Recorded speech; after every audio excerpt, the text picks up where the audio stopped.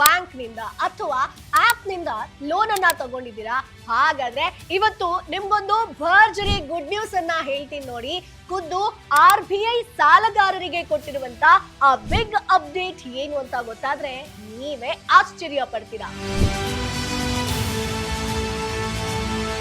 Education loan ಆಗಿರ್ಬೋದು, home loan ಆಗಿರ್ಬೋದು, personal loan ಆಗಿರ್ಬೋದು, ಬಿಸ್ನೆಸ್ ಲೋನ್ ಆಗಿರ್ಬೋದು, ಹೀಗೆ ಯಾವ್ಯಾವ ಲೋನ್ ಮಾಡಿದ್ದೀರೋ ಅವ್ರಿಗೆಲ್ರಿಗೂ ಕೂಡ RBI ಕಡೆಯಿಂದ ಒಂದು ಬಿಗ್ ರಿಲೀಫ್ ಸಿಕ್ಕಿದೆ. ಹಾಗಾದ್ರೆ ಸಾಲಗಾರರಿಗೆ ಡೈರೆಕ್ಟ್ ಆಗಿ ಲಾಭ ತಂದು ಕೊಡುವಂತ ಆ ವಿಷಯ ಏನಪ್ಪ, ಇವೆಲ್ಲದರ ಬಗ್ಗೆ ಕಂಪ್ಲೀಟ್ ಆಗಿ ಈ ವಿಡಿಯೋದಲ್ಲಿ ಡಿಟೇಲ್ ಆಗಿ ತಿಳಿಸ್ಕೊಡ್ತೀನಿ. ಸ್ಕಿಪ್ ಮಾಡದೆ ವಿಡಿಯೋವನ್ನ ಕೊನೆ ತನಕ ಮಿಸ್ ಮಾಡದೆ ನೋಡಿ. ಹಾಯ್ ಹಲೋ ನಮಸ್ಕಾರ, ವೆಲ್ಕಮ್ ಟು ಬಾಸ್ ವಾಲಾ ಯೂಟ್ಯೂಬ್ ಚಾನೆಲ್. ನೀವಿನ್ನೂ ನಮ್ಮ ಚಾನೆಲ್ ನ ಸಬ್ಸ್ಕ್ರೈಬ್ ಮಾಡಿಲ್ಲ ಅಂತಂದ್ರೆ ಈ ಕೂಡಲೇ ಸಬ್ಸ್ಕ್ರೈಬ್ ಮಾಡಿ. ಎಸ್ ಸ್ನೇಹಿತರೆ, ಸಾಲ ಮಾಡೋದು ಯಾರಿಗೂ ಇಷ್ಟ ಇರೋದಿಲ್ಲ, ಹೌದಾ? ಆದ್ರೆ ಒಂದು ಕಷ್ಟದ ಟೈಮ್ ಬಂತು, ಎಮರ್ಜೆನ್ಸಿ ಬಂತು, ಆಸ್ಪತ್ರೆ ಖರ್ಚಿಗೋ, ಮಕ್ಕಳ ಶಿಕ್ಷಣಕ್ಕೋ ಅಥವಾ ಏನಾದ್ರೂ ಒಂದು ಬಿಸ್ನೆಸ್ಗೋ ಸಾಲ ಮಾಡೋದು ಇವತ್ತಿನ ಕಾಲದಲ್ಲಿ ಅನಿವಾರ್ಯ ಆಗಿದೆ. ಸಾಲ ಪಡೆದ ಮೇಲೆ ಅದನ್ನ ರಿಟರ್ನ್ ಮಾಡುವಂಥದ್ದು ಕೂಡ ನಮ್ಮ ಕರ್ತವ್ಯ. ಆದ್ರೆ ಕೆಲವೊಮ್ಮೆ ಕೆಲಸ ಹೋದಾಗ್ಲೂ, ಇವತ್ತಿನ ಕಾಲದಲ್ಲಿ ಕೆಲಸ ಯಾವುದು ಗ್ಯಾರಂಟಿ ಇರೋದಿಲ್ಲ. ಇನ್ನು ಬಿಸ್ನೆಸ್ ಲಾಸ್ ಆದಾಗ್ಲೂ ಅಥವಾ ಮತ್ಯಾವುದೋ ಒಂದು ಆರ್ಥಿಕ ಸಂಕಷ್ಟ ಎದುರಾಯ್ತು ಅಂತ ಹೇಳಿದ್ರೆ ಒಂದೆರಡು EMI ಬೌನ್ಸ್ ಆಗೋದು ಕೂಡ ಸಹಜ. ಬೇರೆ ಬೇರೆ ಕಡೆ ನಾವು ಲೋನ್ ಕೂಡ ಮಾಡ್ತೀವಿ. ಇದೇ ಅವಕಾಶ ಅಂತ ಕಾಯ್ತಿರುವಂತ ಕೆಲ ಬ್ಯಾಂಕ್ಗಳಾಗಿರ್ಬೋದು, ರಿಕವರಿ ಏಜೆಂಟ್ಗಳು ಸಾಲಗಾರರನ್ನ ನಡ್ಸ್ಕೊಳ್ಳುವಂತ ರೀತಿ ನೋಡಿದ್ರೆ ಎಂಥವ್ರಿಗಾದ್ರೂ ಬೇಜಾರಾಗೇ ಆಗತ್ತೆ. ಕಿರುಕುಳ ಕೊಡೋದಾಗಿರ್ಬೋದು, ಬೆದರಿಕೆ ಆಗಿರ್ಬೋದು, ಸಾರ್ವಜನಿಕವಾಗಿ ಅವಮಾನ ಮಾಡೋದಾಗಿರ್ಬೋದು, ಹೀಗೆ ಸಾಲಗಾರರ ನೆಮ್ಮದಿಯನ್ನೇ ಹಾಳು ಮಾಡುವ ಇಂತಹ ರಿಕವರಿ ಏಜೆಂಟ್ಗಳ ಕಾಟಕ್ಕೆ ಇದೀಗ ಕತ್ರಿ ಹಾಕೋದಕ್ಕೆ ಈಗ ಭಾರತೀಯ ರಿಸರ್ವ್ ಬ್ಯಾಂಕ್ RBI ಒಂದು ಮಾಸ್ಟರ್ ಸ್ಟ್ರೋಕ್ ಅನ್ನ ಕೊಟ್ಟಿದೆ ಸ್ನೇಹಿತರೆ.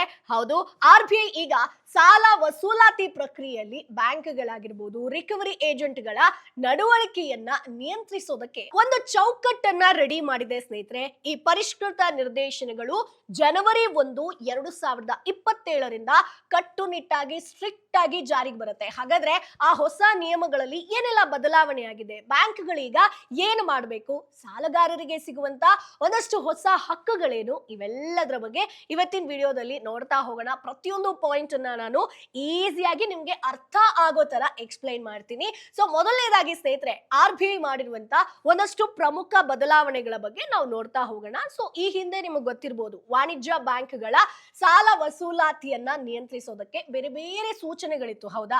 ಇದರಿಂದ ಒಂದಷ್ಟು ಕನ್ಫ್ಯೂಷನ್ಗಳು ಕೂಡ ಕ್ರಿಯೇಟ್ ಆಗ್ತಾ ಇತ್ತು. ಈಗ RBI ಈ ಎಲ್ಲ ಅಸ್ತಿತ್ವದಲ್ಲಿರುವಂತ ಸೂಚನೆಗಳನ್ನ ಒಂದೇ ಏಕೀಕೃತ ಚೌಕಟ್ಟಾಗಿ ರೆಡಿ ಮಾಡಿರುವಂತದ್ದು. ಅಂದ್ರೆ ಇನ್ನು ಮುಂದೆ ಎಲ್ರಿಗೂ ಒಂದೇ ಕಟ್ಟುನಿಟ್ಟಿನ ರೂಲ್ಸ್ ಇರುತ್ತೆ. ಈ ಪರಿಷ್ಕೃತ ನಿರ್ದೇಶನಗಳ ಮುಖ್ಯ ಒಂದು ಗುರಿ ಏನಪ್ಪಾ ಅಂತಂದ್ರೆ ಆಡಳಿತವನ್ನ ಬಲಪಡಿಸೋದು. ಸೊ ರಿಕವರಿ ಏಜೆಂಟ್ಗಳ ಮೇಲ್ವಿಚಾರಣೆಯನ್ನ ಸುಧಾರಿಸುವಂತದ್ದು ಅಷ್ಟೇ ಅಲ್ಲ, ಸಾಲಗಾರರೊಂದಿಗೆ ಈ ಕಮ್ಯುನಿಕೇಶನ್ ಇರುತ್ತಲ್ವಾ, ಸೊ ಅದನ್ನ ಒಂದು ಸ್ಟ್ಯಾಂಡರ್ಡ್ ಗೆ ತರುವಂತದ್ದು. ಜೊತೆಗೆ ಗ್ರಾಹಕರಿಗಾಗಿಯೇ ಮೀಸಲಾದಂತ ಒಂದು ಕುಂದುಕೊರತೆ ನಿವಾರಣಾ ವ್ಯವಸ್ಥೆಯನ್ನ ಕಡ್ಡಾಯವಾಗಿ ಸ್ಥಾಪಿಸೋದು ಇದರ ಒಂದು ಮುಖ್ಯ ಗುರಿಯಾಗಿರುತ್ತೆ. ಸೊ ಹಾಗಾದ್ರೆ ಬ್ಯಾಂಕ್ಗಳ ಹೊಸ ಜವಾಬ್ದಾರಿಗಳೇನು, ಈಗ ಬ್ಯಾಂಕ್ಗಳು ಏನು ಮಾಡಬೇಕು, ಇವೆಲ್ಲವನ್ನ ಹೇಳ್ತೀನಿ ನೋಡಿ. ಇನ್ನು ಮುಂದೆ ಬ್ಯಾಂಕ್ಗಳು ತಮಗೆ ಇಷ್ಟ ಬಂದಂತೆ ಸಾಲ ವಸೂಲಾತಿ ಮಾಡೋ ಹಾಗಿಲ್ಲ. ಸೊ ಬೋರ್ಡ್ ಅನುಮೋದಿತ ನೀತಿ ಅಂತ ಇದೆ. ಸೊ ಪ್ರತಿಯೊಂದು ಬ್ಯಾಂಕ್ ಕೂಡ ಸಂಪೂರ್ಣ ವಸೂಲಾತಿ ಪ್ರಕ್ರಿಯೆಯನ್ನ ಒಳಗೊಂಡಿರುವಂತ ಒಂದು ವಸೂಲಾತಿ ನೀತಿ, ಸೊ ರಿಕವರಿ ಪಾಲಿಸಿಯನ್ನ ರಚಿಸಬೇಕಾಗತ್ತೆ. ಇದು ಎಲ್ಲಾ ಬ್ಯಾಂಕ್ಗಳು ಮಾಡಬೇಕು. ಜೊತೆಗೆ ಅದನ್ನ ಕಡ್ಡಾಯವಾಗಿ ಆಯಾ ಬ್ಯಾಂಕ್ ನ ಆಡಳಿತ ಮಂಡಳಿಯಿಂದ ಅಂದ್ರೆ ಬೋರ್ಡ್ ಆಫ್ ಡೈರೆಕ್ಟರ್ಸ್ ಅನುಮೋದನೆ ಪಡೆದಿರಬೇಕು ಸ್ನೇಹಿತರೆ. ಇದು ಮುಖ್ಯ ರೂಲ್ಸ್ ಆಗಿರುತ್ತೆ. ಸೊ ಹಾಗಾದ್ರೆ ನೀತಿಯಲ್ಲಿ ಏನೇನಿರಬೇಕು, ಸೊ ಈ ಪಾಲಿಸಿಯಲ್ಲಿ ಏನೇನಿರಬೇಕು ಅನ್ನೋದನ್ನ ಕೂಡ RBI ಡಿಟೇಲ್ ಆಗಿ ಹೇಳಿರುವಂತದ್ದು. ಸೊ ವಸೂಲಾತಿ ಪ್ರಾರಂಭಿಸೋದಕ್ಕೆ ನಿಖರವಾದ ರೀಸನ್, ಸೊ ಮುಂದಿನ ಹಂತದ ಕ್ರಮ ಆಗಿರ್ಬೋದು, ಸೊ ಎಸ್ಕಲೇಷನ್ ಮೆಕ್ಯಾನಿಸಮ್ಸ್ ಆಗಿರ್ಬೋದು, ಉದ್ಯೋಗಿಗಳಾಗಿರ್ಬೋದು, ರಿಕವರಿ ಏಜೆಂಟ್ ಗಳಿಂದ ನಿರೀಕ್ಷಿಸುವಂತ ನಡವಳಿಕೆ ಹೇಗಿರಬೇಕು ಅನ್ನೋದನ್ನ ಇದರಲ್ಲಿ ರಿಟರ್ನ್ ಅಲ್ಲಿ ಬರೆದಿರಬೇಕು. ಸೊ ಡಾಕ್ಯುಮೆಂಟೆಡ್ ಆಗಿರ್ಬೇಕು. ಅಷ್ಟೇ ಅಲ್ಲ, ಮಾನವೀಯತೆ ಅನ್ನುವಂಥದ್ದು ಕಡ್ಡಾಯ ಅಂತ RBI ಹೇಳಿದೆ. ಸೊ ಅತ್ಯಂತ ಮುಖ್ಯವಾದ ವಿಚಾರ ಏನಪ್ಪಾ ಅಂತಂದ್ರೆ ಆರ್ಥಿಕ ಸಂಕಷ್ಟ ಎದುರಿಸ್ತಿರುವಂತ ಅಂದ್ರೆ ಫಿನಾನ್ಷಿಯಲಿ ಒಂದಷ್ಟು ಪ್ರಾಬ್ಲಮ್ಗೆ ಒಳಗಾಗಿರುವಂತ ಸಾಲಗಾರರನ್ನ ನಡೆಸ್ಕೊಳ್ಳುವಂತ ರೀತಿ ಹೇಗಿರಬೇಕು ಅನ್ನೋದನ್ನ ಬ್ಯಾಂಕ್ಗಳು ಮೊದಲೇ ಡಿಸೈಡ್ ಮಾಡಬೇಕು. ಜೊತೆಗೆ RBI ನಿಯಮಗಳನ್ನ ಉಲ್ಲಂಘಿಸಿ ವಸೂಲಾತಿ ಕ್ರಮಗಳನ್ನ ಇನ್ ಕೇಸ್ ಅವರು ಕೈಗೊಂಡ್ರೆ ಅಂದ್ರೆ ನಿಮ್ಗೆ ರಿಕವರಿ ಏಜೆಂಟ್ಗಳು ಕೈಗೊಂಡ್ರೆ ಅದರಿಂದ ಸಾಲಗಾರನಿಗೆ ಉಂಟಾಗುವಂತ ನಷ್ಟಗಳಿಗೆ ಯಾವ ರೀತಿ ಪರಿಹಾರವನ್ನ ಕೊಡಬೇಕು ಅನ್ನೋದನ್ನ ಕೂಡ ಈ ಪಾಲಿಸಿಯಲ್ಲಿ ನಿರ್ದಿಷ್ಟವಾಗಿ ಉಲ್ಲೇಖ ಆಗಿರಬೇಕು. ಸೊ ಇದನ್ನ ಕೂಡ RBI ಡಿಟೇಲ್ ಆಗಿ ಹೇಳಿರುವಂತದ್ದು. ಇನ್ನು ರಿಕವರಿ ಏಜೆಂಟ್ಗಳ ಬಗ್ಗೆ ಕಟ್ಟುನಿಟ್ಟಿನ ಪರಿಶೀಲನೆ ಬ್ಯಾಕ್ ಗ್ರೌಂಡ್ ವೆರಿಫಿಕೇಶನ್ ಆಗಿರಬೇಕು. ಸೊ ಬ್ಯಾಂಕ್ಗಳು ಯಾರೋ ದಾರಿಯಲ್ಲಿ ಹೋಗೋರನ್ನ ಕರೆದು ರಿಕವರಿ ಏಜೆಂಟ್ಗಳಾಗಿ ನೇಮಿಸೋ ಹಾಗಿಲ್ಲ ಸ್ನೇಹಿತರೆ. ಸೊ ಬ್ಯಾಂಕ್ಗಳು ತಾವು ನೇಮಿಸಿಕೊಳ್ಳುವಂತ ರಿಕವರಿ ಏಜೆಂಟ್ಗಳ ಬಗ್ಗೆ ಕಟ್ಟುನಿಟ್ಟಿನ ಪರಿಶೀಲನೆ ಆಗಬೇಕು. ಅವರ ಬಗ್ಗೆ ಎಲ್ಲಾ ಚೆಕಿಂಗ್ ಗಳಾಗಿರ್ಬೇಕು. ಅಷ್ಟೇ ಅಲ್ಲ, ನಿಯಮಿತವಾಗಿ ರಿಕವರಿ ಏಜೆಂಟ್ಗಳ ಹಿನ್ನೆಲೆಯನ್ನ ಅಂದ್ರೆ ಬ್ಯಾಕ್ ಗ್ರೌಂಡ್ ಚೆಕ್ ಇರುತ್ತಲ್ಲ ಅದನ್ನ ಮಾಡ್ಲೇಬೇಕು.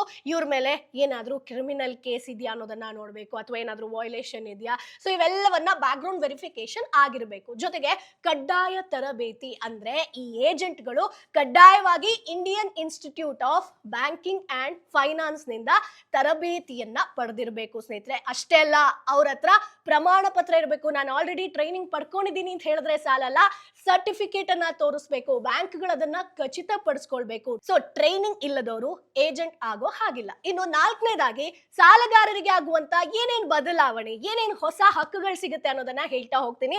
ಗಮನದಲ್ಲಿಟ್ಟು ಕೇಳಿ ಸ್ನೇಹಿತರೆ. ವಸೂಲಾತಿ ಪ್ರಕ್ರಿಯೆ ಪ್ರಾರಂಭ ಆಗೋ ಮೊದಲೇ ಬ್ಯಾಂಕ್ಗಳು ಸಾಲಗಾರರಿಗೆ ಯಾರು ರಿಕವರಿ ಏಜೆನ್ಸಿ, ಜೊತೆಗೆ ನಿಮ್ಮ ಮನೆಗೆ ಅಥವಾ ಕರೆ ಮಾಡುವಂತ ಅಧಿಕೃತ ರಿಕವರಿ ಏಜೆಂಟ್ ಯಾರು ಅನ್ನೋದನ್ನ ಆ ಒಂದು ಇನ್ಫಾರ್ಮೇಶನ್ ಅನ್ನ ಲಿಖಿತವಾಗಿ ರಿಟರ್ನ್ ಅಲ್ಲಿ ಕೊಟ್ಟಿರಬೇಕು. ಒಂದು ವೇಳೆ ಏಜೆಂಟ್ ಬದಲಾದ್ರೆ ಆ ಬದಲಾವಣೆಗಳನ್ನ ತಕ್ಷಣವೇ ಸಾಲಗಾರರಿಗೆ ತಿಳಿಸ್ಬೇಕು. ಅಂದ್ರೆ ಯಾರೊಬ್ರು ಹೆಸರು ಇರ್ತಾರೆ, ಅವ್ರು ಬರಲ್ಲ, ಬೇರೆಯವ್ರು ಯಾರೋ ಬರ್ತಾರೆ ಅಂತಂದ್ರೆ ಆ ಇನ್ಫಾರ್ಮೇಶನ್ ನಿಮಗಿರ್ಬೇಕು. ಅಷ್ಟೇ ಅಲ್ಲ, ತಮ್ಮ ಒಂದು ಅಧಿಕೃತ ಬ್ಯಾಂಕ್ಗಳು ತಮ್ಮ ಅಧಿಕೃತ ವೆಬ್ಸೈಟ್ ಗಳಲ್ಲಿ ನೋಂದಾಯಿತ ರಿಕವರಿ ಏಜೆನ್ಸಿಗಳ ನವೀಕರಿಸಿದ ಪಟ್ಟಿಯನ್ನ ಅಂದ್ರೆ ಅಪ್ಡೇಟೆಡ್ ಇರುತ್ತಲ್ಲ ಅದನ್ನ ಕೂಡ ಪ್ರಕಟಿಸಬೇಕು. ಇದು ಕಡ್ಡಾಯ ಆಗಿದೆ. ಯಾರೋ ಬಂದು ನಾನ್ ಬ್ಯಾಂಕ್ ನಿಂದ ಬಂದಿದ್ದೀನಿ ಅಂತಂದ್ರೆ ನಂಬೋ ಹಾಗಿಲ್ಲ. ಅವರ ಹೆಸರು ವೆಬ್ಸೈಟ್ ಅಲ್ಲಿ ಇರಲೇಬೇಕು ಸ್ನೇಹಿತರೆ. ಅಷ್ಟೇ ಅಲ್ಲ, ಇನ್ ಕೇಸ್ ಯಾರೋ ಏನೋ ನಿಮ್ಗೆ ಅವಮಾನ ಮಾಡಿದ್ರು, ಬೆದರಿಕೆ ಕೊಟ್ರು, ಅದನ್ನ ದೂರ ನೀಡೋದಕ್ಕೆ ಪ್ರತ್ಯೇಕ ವ್ಯವಸ್ಥೆ ಇದೆ. ಸೊ ವಸೂಲಾತಿ ಅಭ್ಯಾಸಗಳಿಗೆ ಏನೇ ಸಂಬಂಧಿಸಿದಂತೆ ಏನೇ ದೂರುಗಳಿದ್ರು ಕೂಡ ಅದನ್ನ ಸಾಲ್ವ್ ಮಾಡೋದಕ್ಕೆ ಬ್ಯಾಂಕ್ಗಳು ಕಡ್ಡಾಯವಾಗಿ ಒಂದು ಮೀಸಲಾದಂತ ಕುಂದು ಕೊರತೆ ನಿವಾರಣಾ ಕಾರ್ಯವಿಧಾನವನ್ನ ಅಂದ್ರೆ ನಿಮಗೆ ಅಲ್ಲಿ ನೀವು ಹೋಗಿ ದೂರನ್ನ ಕೊಡಬಹುದು, ಅದನ್ನ ಸ್ಥಾಪಿಸಬೇಕು ಅಂತ RBI ಕಟ್ಟುನಿಟ್ಟಾಗಿ ಸೂಚನೆಯನ್ನ ಕೊಟ್ಟಿದೆ. ಸೊ ಹಾಗಾದ್ರೆ ಯಾವೆಲ್ಲ ವಸೂಲಾತಿ ಅಭ್ಯಾಸಗಳನ್ನ ಸಂಪೂರ್ಣವಾಗಿ ನಿಷೇಧಿಸಲಾಗಿದೆ ಅದನ್ನ ಕೂಡ ಹೇಳ್ತೀನಿ, ಗಮನದಲ್ಲಿಟ್ಟು ಕೇಳಿ. ಇದು ಪ್ರತಿಯೊಬ್ಬ ಸಾಲಗಾರನು ತಿಳ್ಕೊಳ್ಳೇಬೇಕಾದಂತ ವಿಚಾರ ಆಗಿರುತ್ತೆ.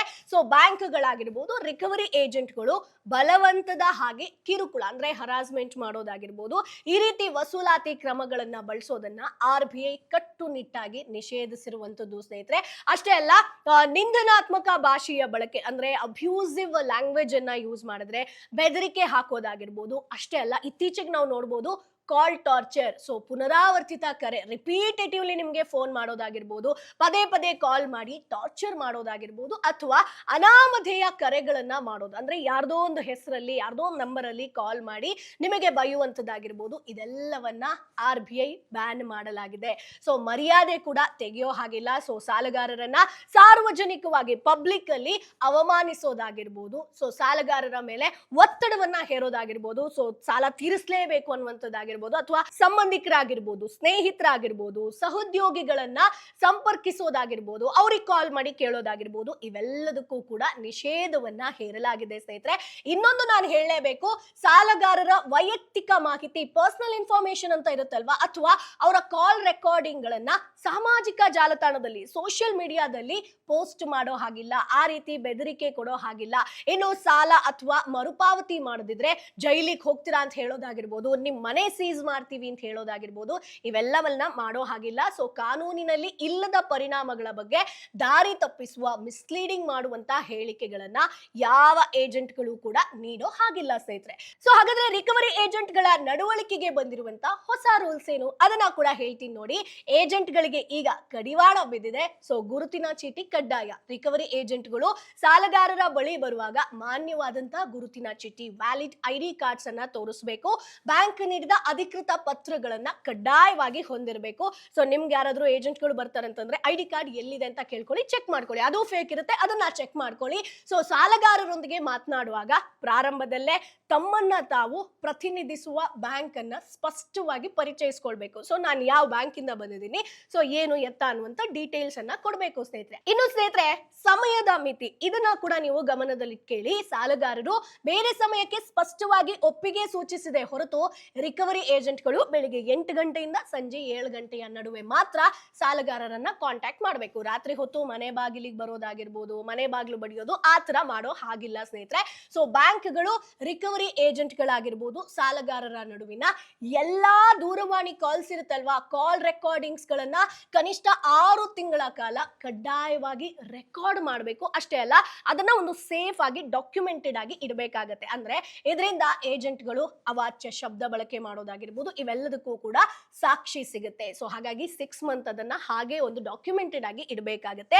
ಇನ್ನು ಏಜೆಂಟ್ಗಳಿಗೆ ಬ್ಯಾಂಕ್ಗಳು ನೀಡುವಂತ ಪ್ರೋತ್ಸಾಹಕಗಳಂದ್ರ ಅಂದ್ರೆ ಇನ್ಸೆಂಟಿವ್ಸ್ ಅಂತ ಹೇಳ್ತೀವಲ್ವಾ, ಅವರನ್ನ ಬಲವಂತದ ವಸೂಲಾತಿಗೆ ಪ್ರಚೋದನೆ ನೀಡುವಂತೆ ಇರಬಾರ್ದು ಸ್ನೇಹಿತರೆ. ಇದನ್ನ ಬ್ಯಾಂಕ್ಗಳು ಮುಂಚಿತವಾಗಿ ಖಚಿತಪಡಿಸ್ಕೊಳ್ಬೇಕಾಗತ್ತೆ. ಇದು ಬ್ಯಾಂಕ್ಗಳಿಗೆ RBI ಕೊಟ್ಟಿರುವಂತ ಸೂಚನೆ ಆಗಿರುತ್ತೆ. ಇನ್ನು ತಂತ್ರಜ್ಞಾನ ಆಧಾರಿತ ಸಾಧನಗಳ ಹಿಂಪಡೆಯುವಿಕೆಗೆ ಒಂದಷ್ಟು ನಿಯಮಗಳು ಬಂದಿದೆ. ಸೊ ಇತ್ತೀಚಿನ ದಿನಗಳಲ್ಲಿ ನಿಮಗೆ ಗೊತ್ತಿರಬಹುದು, ಮೊಬೈಲ್ ಆಗಿರ್ಬೋದು, ಲ್ಯಾಪ್ಟಾಪ್ ಗಳನ್ನ EMI ಮೇಲೆ ತೆಗೆದುಕೊಳ್ಳೋದು ಸಾಮಾನ್ಯ ಆಗಿ ಹೋಗ್ಬಿಟ್ಟಿದೆ. ಸೊ ಒಂದು ವೇಳೆ EMI ಕಟ್ಟದಿದ್ರೆ ಫೈನಾನ್ಸ್ ಕಂಪನಿಯವರೇ ಆ ಮೊಬೈಲ್ ಕೆಲಸ ಮಾಡದಂತೆ ಬ್ಲಾಕ್ ಮಾಡ್ತಾರೆ. ಸೊ ಇದರ ಬಗ್ಗೆ ಕೂಡ RBI ಒಂದಷ್ಟು ಸುರಕ್ಷತಾ ಕ್ರಮಗಳನ್ನ ಪರಿಚಯಿಸಿರುವಂತದ್ದು ಸ್ನೇಹಿತರೆ. ಅದು ಏನಪ್ಪಾ ಅಂತಂದ್ರೆ, ಈಗ ಯಾರೆಲ್ಲ ಮೊಬೈಲು ಫೋನ್ ಎಲ್ಲ ತಗೊಂಡಿದ್ರೆ ಒಮ್ಮೆ ನೋಡಿ. ಸೊ ಸಾಧನವು ಬ್ಯಾಂಕ್ ನಿಂದ ಫೈನಾನ್ಸ್ ಆಗಿದ್ರೆ ಅಥವಾ ನೀವು ಮಾಡ್ಕೊಂಡಿರುವಂತ ಸಾಲದ ಒಪ್ಪಂದದಲ್ಲಿ ಅಂತಹ ಕ್ರಮಕ್ಕೆ ಸ್ಪಷ್ಟವಾಗಿ ಅನುಮತಿಯನ್ನ ನೀವು ಕೊಟ್ಟಿದ್ರೆ ಮಾತ್ರ ಬ್ಯಾಂಕ್ಗಳು ಫೈನಾನ್ಸ್ ಮಾಡಿದ ಮೊಬೈಲ್ ಫೋನ್ ಆಗಿರ್ಬೋದು, ಟ್ಯಾಬ್ಲೆಟ್ ಆಗಿರ್ಬೋದು ಅಥವಾ ಲ್ಯಾಪ್ಟಾಪ್ ನ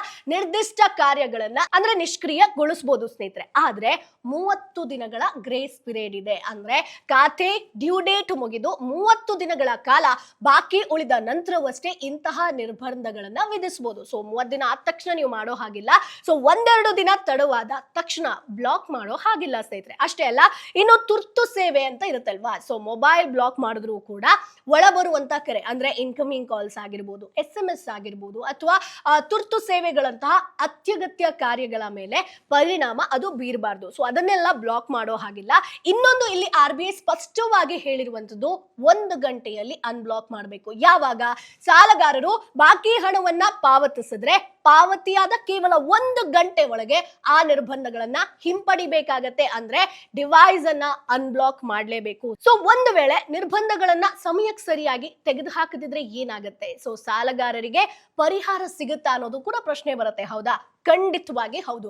ಇದೇ ಒಂದು ಹೊಸ ನಿಯಮದ ಹೈಲೈಟ್ ಆಗಿರುತ್ತೆ. ಸೊ ಬ್ಯಾಂಕ್ ನ ಕಡೆಯಿಂದ ಆದಂತ ವಿಳಂಬದಿಂದಾಗಿ ಸೊ ಗ್ರಾಹಕ ಪಾವತಿಯನ್ನ ಮಾಡಿದ ನಂತರ ಕೂಡ 1 ಗಂಟೆ ಒಳಗೆ ಆ ಸಾಧನವನ್ನ ಡಿವೈಸ್ ಅನ್ನ ಮರುಸ್ಥಾಪಿಸೋದಕ್ಕೆ ಬ್ಯಾಂಕ್ ಇನ್ ಕೇಸ್ ವಿಫಲ ಆಯ್ತು ಅಂತಂದ್ರೆ ಸಾಲಗಾರರಿಗೆ ಪ್ರತಿ ಗಂಟೆಗೆ 250 ರೂಪಾಯಿ ಪರಿಹಾರವನ್ನ ಪಡೆಯುವಂತ ಹಕ್ಕಿದೆ. ಅಂದ್ರೆ ಸಿಂಪಲ್, 4 ಗಂಟೆ ಲೇಟ್ ಆಯ್ತು ಅಂತಂದ್ರೆ 1000 ರೂಪಾಯಿ ಬ್ಯಾಂಕ್ ನವರೇ ಗ್ರಾಹಕನಿಗೆ ದಂಡವನ್ನ ಕಟ್ಟಬೇಕಾಗತ್ತೆ. ಆದ್ರೆ ಈ ಪರಿಹಾರದ ಗರಿಷ್ಠ ಮಿತಿ ಸಾಲದ ಮೊತ್ತಕ್ಕೆ, ನಿಮ್ಗೆ ಲೋನ್ ಅಮೌಂಟ್ ಇರುತ್ತಲ್ಲ ಅದಕ್ಕೆ ಸಮನಾಗಿರುತ್ತೆ. ಸೊ ಅಷ್ಟು ಕೂಡ ಕೊಡಬೇಕಾಗತ್ತೆ. ಇನ್ನು ಈ ಹೊಸ ನಿಯಮಾವಳಿಯಿಂದ ಒಟ್ಟಾರೆ ಏನೇನು ಉದ್ದೇಶ ಅನ್ನೋದನ್ನ ಹೇಳ್ತಾ ಹೋಗ್ತೀನಿ ನೋಡಿ. RBI ಪ್ರಕಾರ ಸಾಲ ವಸೂಲಾತಿ ಅಭ್ಯಾಸಗಳಲ್ಲಿ ಆಡಳಿತ ಪಾರದರ್ಶಕತೆ ಅಂದ್ರೆ ಟ್ರಾನ್ಸ್ಪರೆನ್ಸಿ ಆಗಿರ್ಬೋದು ಅಥವಾ ಅಕೌಂಟಬಿಲಿಟಿ ಆಗಿರ್ಬೋದು, ಅದನ್ನ ಬಲಪಡಿಸೋದು ಈ ಒಂದು ನಿಯಮಗಳ ಉದ್ದೇಶ ಆಗಿರುತ್ತೆ. ಸೊ ಇದರ ಜೊತೆಗೆ ಎಷ್ಟೇ ಸಾಲ ಮಾಡಿದ್ರು ಕೂಡ ಸಾಲಗಾರರನ್ನ ನ್ಯಾಯಯುತವಾಗಿ ಗೌರವಯುತವಾಗಿ ನಡೆಸ್ಕೊಳ್ಳೋದನ್ನ ಖಚಿತಪಡಿಸ್ಕೊಳ್ಳೋದಕ್ಕೆ ಈ ಒಂದು ನಿರ್ದೇಶನಗಳನ್ನ RBI ಹೊರಡಿಸಿರುವಂತದ್ದು. ಅಷ್ಟೇ ಅಲ್ಲ, ರಿಕವರಿ ಏಜೆಂಟ್ಗಳ ಪ್ರತಿಯೊಂದು ನಡವಳಿಕೆಗೂ ಕೂಡ ಇನ್ನು ಮುಂದೆ ಬ್ಯಾಂಕ್ಗಳನ್ನೇ ನೇರವಾಗಿ ಹೊಣೆಗಾರರನ್ನಾಗಿ ಮಾಡೋದು ಜೊತೆಗೆ ಇಡೀ ಬ್ಯಾಂಕಿಂಗ್ ವ್ಯವಸ್ಥೆಯಲ್ಲಿ ವಸೂಲಾತಿ ಅಭ್ಯಾಸಗಳಿಗೆ ಒಂದು ಸ್ಥಿರತೆ, ಒಂದು ಚೌಕಟ್ಟನ್ನ ತರುವಂತದ್ದು RBI ನ ಮುಖ್ಯ ಗುರಿಯಾಗಿರುತ್ತೆ.